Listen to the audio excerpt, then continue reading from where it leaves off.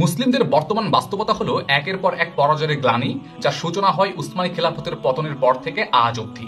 এরপর 1948 খ্রিস্টাব্দে ফিলিস্তিনের পতনের মাধ্যমে ইসরায়েল রাষ্ট্রের আত্মপ্রকাশ ঘটল।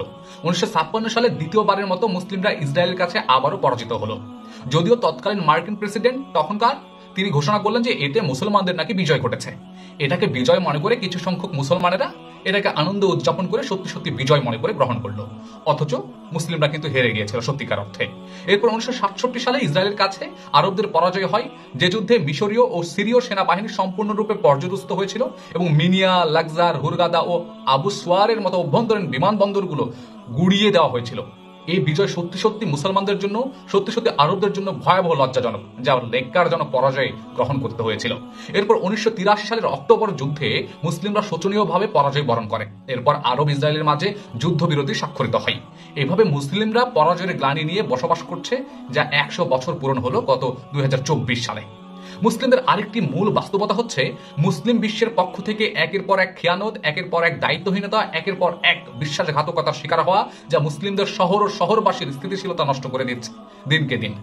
এবং মুসলিম উম্মাহ ক্রমান্বয়ে নেতৃত্বশূন্য হয়ে পড়ছে অথবা নেতাদের প্রতি জনগণ আস্থা হারিয়ে ফেলছে। তবুও মুসলিমরা এখনো সে ব্যাপারে সজাগ হচ্ছে না। বর্তমান মুসলিমদের আরেকটি জঘন্য বাস্তবতা হলো অশ্লীলতা, স্বেচ্ছাচারিতা, নৈরাজ্যতা, পাপাচারে সয়লাভ হওয়া এবং বিধ্বংসী সকল প্রকার পাপ কর্মে লিপ্ত হওয়া এবং পাপ কর্ম করে গর্ববোধ করার জন্য জঘন্য মানসিকতা। এক সময় শতাব্দীর পর শতাব্দী ধরে মুসলিম উম্মাহর মনে ইসলামী শাসন ব্যবস্থা, সকল ইসলামী বিধিবিধান, অনুশাসনের প্রতি যে সম্মানজনক ছিল, যে সম্মান বোধ ছিল, ভালোবাসা ছিল, তা আজকালকার মুসলিমদের মধ্যে এক অংশও নেই, এক অংশ দেখা যায় না। বর্তমান মুসলিমদের আরেকটি ভয়ানক ফিতনা, ভয়ানক বাস্তবতা হচ্ছে তারা বাইরের ও ভিতরের লোকদের চুরি করা, প্রতারণা করা, দুর্নীতি করা এবং কোটি কোটি টাকা, কোটি কোটি অর্থ সম্পদ আত্মসাতের শিকার হচ্ছে। যে পরিস্থিতিতে তাদের একাংশ অথবা অধিকাংশ অনাহারে জর্জরিত হচ্ছে, যার জন্য মুসলিমরা আজকে এই অধপতনের অতল গহ্বরে হারিয়ে গেছে। বর্তমান মুসলমানদের আরেকটি বাস্তবতা হলো অর্থনৈতিক অধপতন।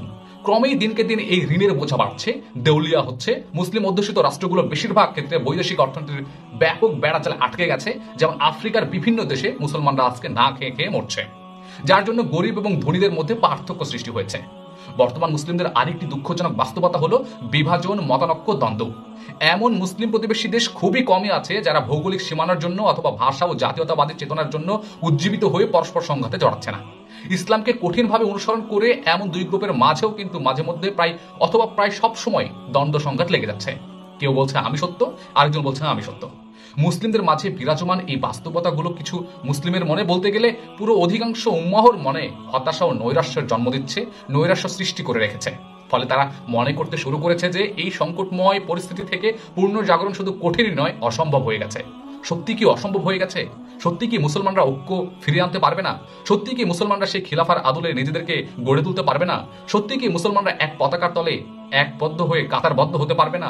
সত্যি কি মুসলমানরা আর সেই পূর্বের অতীতের মতো ইতিহাসে ফিরে যেতে পারবে না? আপনার কি মনে হয়? একটু আমাকে কমেন্ট করে জানিয়ে দেবেন।